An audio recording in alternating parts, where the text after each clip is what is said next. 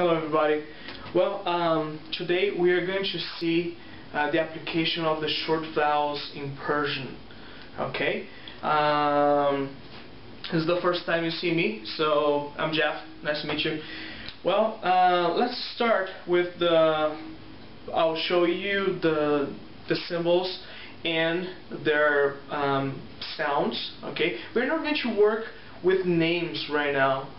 Probably at the website you can read the names and things like that, but let's stick to how they are used in the text, how we are going to be benefit with that. Okay, so let's cut to the point. Okay, here's the text. Don't pay attention on this right now. We are going to work on that. But let's suppose you have a line. Okay, the short vowels are written either on top of it or under the letter. So that means you're going to write it under the line, actually. Let's suppose you have a letter. I'll put an X just to show that it could be any letter, okay, any of the consonants. Let's start with the first one would be the one that would represent the sound of A. Just A. In Persian would be A. It comes on top of it. It's like a diagonal line right on top of the letter. Okay, the second one, let me erase this one because they never come together. They never come together in the same letter. They will come in the same word in different letters, but not in the same letter. The second one will be under. The same shape, same format, but will be under the line, under the letter, and will represent the sound A. In Arabic would be E, but short E.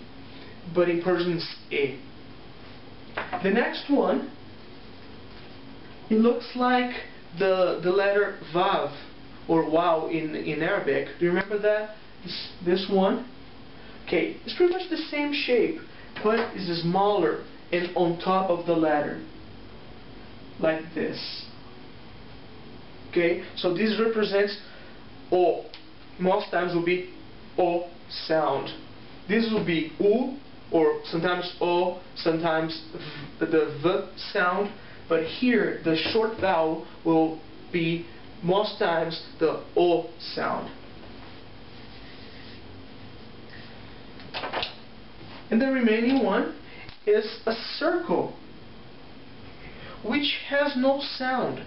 It represents, it shows that that consonant will not have a sound, will not have a vowel sound to it.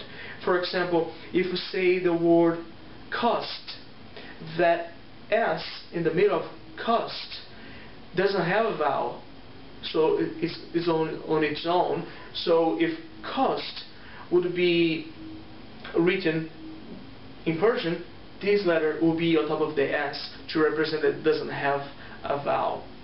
Or like postal service, the S would be isolated there. You have the syllable, you have PO before, and then you have TAL after, and you have the S isolated there in the middle, no vowel to it. You would use this symbol. Okay?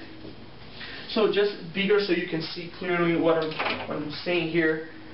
Any letter, okay? The first one will come on top. Is this, it makes the sound A. The second one is under, makes the sound E. The third one on top again makes the sound U.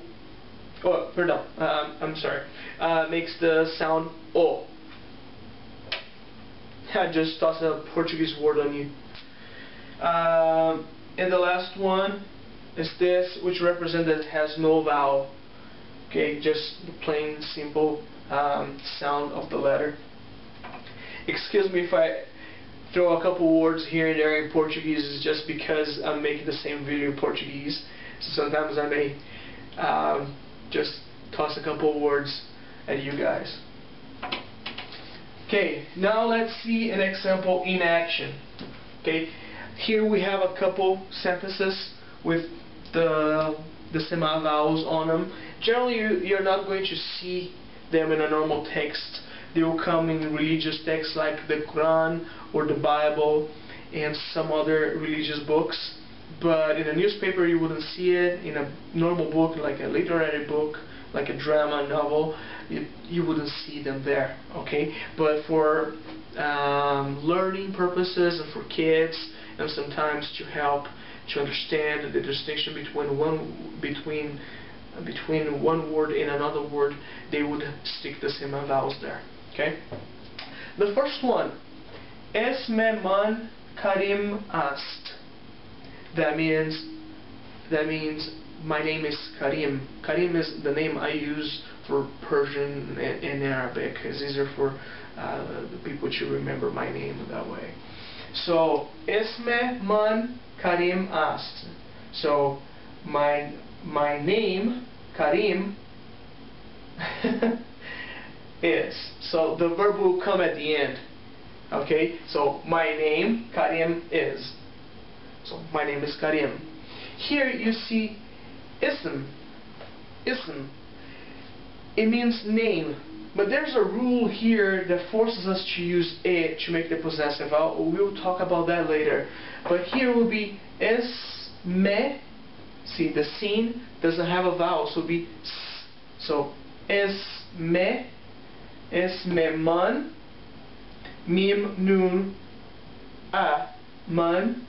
Karim, here the sound E is made by the ye with the two dots. So Karim ast. Okay, see the scene again with no vowel. This will show that there's no vowel there. Man zabane farsi kheli dost daram.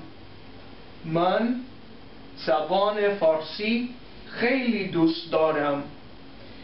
It means I like the Persian language. I like, verb comes at the end, is a compound verb in this case. Very much, or like a lot, language Persian. So I like the Persian language a lot. Here you have mim nun a men zabane zaba aleph o. This short vowel a. Zabane farsi uses a ya without the dots. Remember, here with the dots in the middle, at the end or isolated without the dots.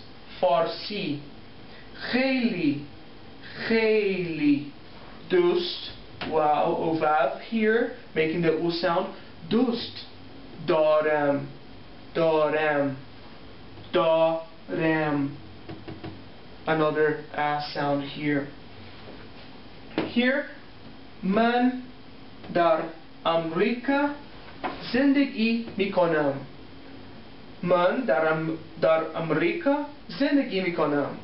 I live in America. I live in the U.S. So you have again man dar Amerika. See, the mim doesn't have a vowel, so you put the circle there to show that there's not a vowel there. So Amerika, zen, again the nun doesn't have a vowel. Zendagi, mi, see ye, mim, ye, zendagi, mi, konam. Here you have that small vav that represents the sound o, konam. Zendagi mi konam. Here another compound verb that means to live. Zendagi mi konam, conjugated for I. We're going to talk about that later. Okay? Well, that's it. It's very simple, very plain, straightforward. We're going to talk about that again later on, even the names and everything. For the time being, we are going to use this to help. I'm going to post that in the website so you guys can understand that better. Okay? Any doubt, comments, questions, just leave a comment at on the video or the website, or send me an email and I'll help you guys out. Okay? See you next time.